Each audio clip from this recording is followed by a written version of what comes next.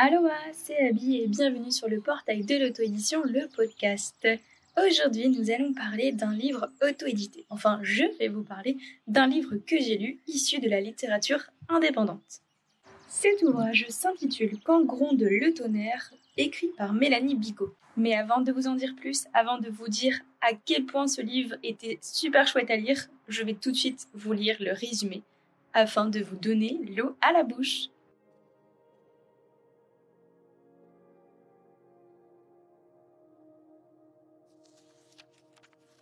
Qui aurait pensé qu'un simple orage bouleverserait l'avenir de tout un peuple?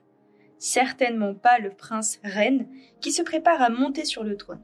Lorsque la tempête éclate subitement, la pire que son île ait connue, le jeune homme ne s'inquiète pas outre mesure, jusqu'au moment où, au milieu des nuages, des bourrasques et des éclairs, un objet se détache et tombe du ciel.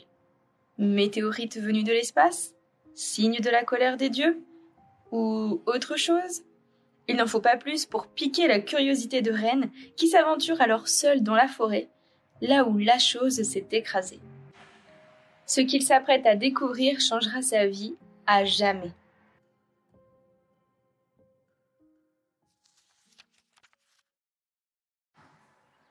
Ce roman est un roman de genre médiéval fantasy. Nous sommes donc plongés dans un univers où on se balade en charrette, où il y a un tout petit peu de magie. Bref, il y a tout ce qu'il faut dans ce livre pour ne pas s'ennuyer. En tout cas, moi je ne me suis pas ennuyée un seul instant. Le début de l'ouvrage commence par une chose étrange, bizarre, biscornue, incongrue, qui tombe du ciel et atterrit sur l'île de Caran. L'île de Caran va être entre les mains très prochainement du prince Ren. Ce prince Ren est un personnage assez intéressant. Il est têtu borné, ce qui m'a beaucoup plu tout de suite. Il est assez curieux également parce que dès que cette chose tombe du ciel, il va tout de suite, aller voir par lui-même ce qui s'est passé dans la forêt avec quelques rondes de chez lui. En plus du personnage de Ren, nous faisons connaissance de d'autres personnages qui ont chacun vraiment une personnalité très distincte. Que ce soit Maïssa, la comtesse absolument insupportable, ou encore Stirling, le majordome très sympathique et avenant. Il y a également Marshall, au pouvoir un peu nébuleux.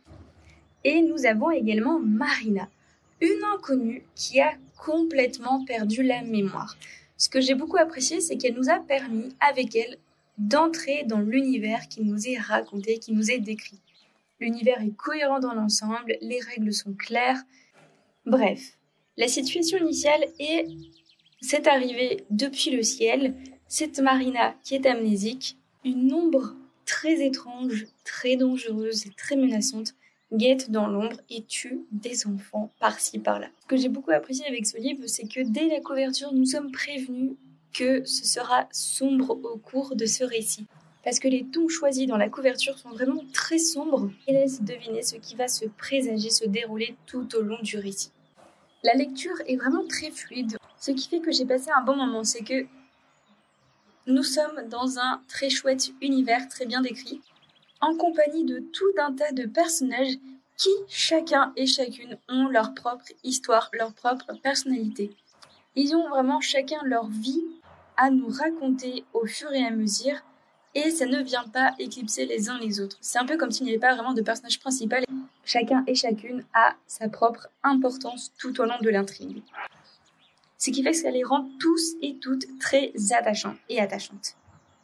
Ce que j'ai également très apprécié, c'est que le méchant n'est pas simplement méchant pour être méchant. Il y a tout un historique, on va dire, il y a toute une raison très logique et très cohérente. Bref, le méchant est construit et ça fait plaisir. Les valeurs qui ressortent en fait de ce roman médiéval fantasy sont la tolérance et le respect. Et cela va se dessiner tout au long de la lecture. Bref, dans Quand gronde le tonnerre de Mélanie Bigot, vous pouvez retrouver une quête identitaire de plusieurs personnages au cœur d'un univers absolument captivant et parfois effrayant, mais dans lequel on ne peut pas s'ennuyer.